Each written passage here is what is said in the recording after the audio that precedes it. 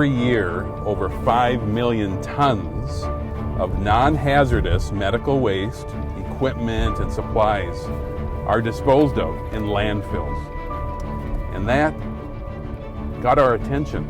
What can we do to impact that, reduce that waste, along with helping people and the earth? So it's really how it all started. Where would this stuff have ended up if matter wasn't around? Many times these hospitals must move out inventory to make space for new inventory. And so it would be at best crushed and recycled, but this is good, usable equipment that can save lives, and it can do a lot better work in a hospital or clinic in Africa than it can in a recycling container.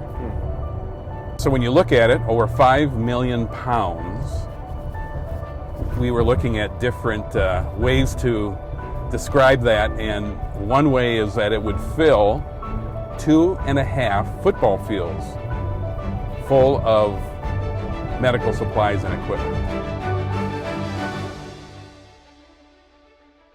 So, I mean, obviously we've seen, some amazing impact that this is having on the environment by preventing these things from going to landfills. I mean, it's just staggering that amount that's being saved. So what is it being repurposed to?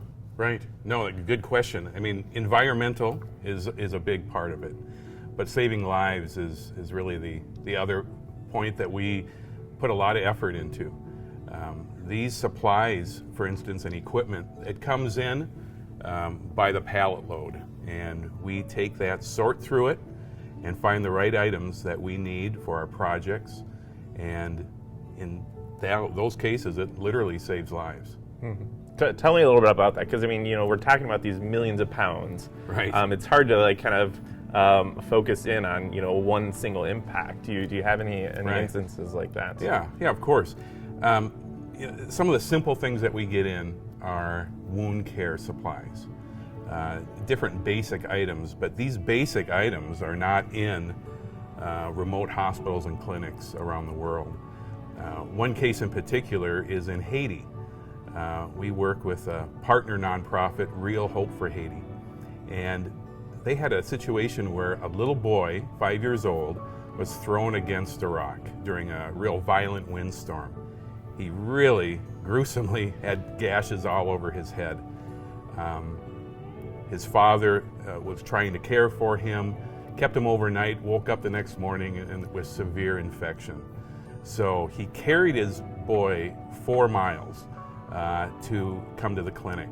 And once he arrived, they used the very basic supplies that we had sent to them just about a month earlier. Things like, gauze pads, alcohol prep wipes, syringes, a lot of other things. Those were used to clear up that infection, to treat him, and then be able to dress those wounds and be able to recover from that infection. And so, those items that definitely would have ended up in the landfill, we have repurposed those, and in this situation, definitely saved a child's life. Wow, that's incredible. I mean, so essentially what you're saying is we're giving these items are given a new life, Yes. and in return they're actually giving new life to people. Absolutely. Wow, that's incredible. Yeah. It's kind of like from trash to treasure, and treasure being the life of a person. And these stories, there's thousands of them, and we probably know 0.5% of all the impact that it's had in the lives that have saved through these different supplies and equipment that just isn't needed anymore by our partners. But yeah, definitely repurposing for good. Hospitals, when they depreciate a certain piece of equipment or they're just upgrading to new models, they have these good working units, even though they have some age to them, but they work perfectly. And they are donated then to Matter. We make sure that they work. Sometimes we even have them repaired if need be. And then they go out to the field and start doing the work that they do.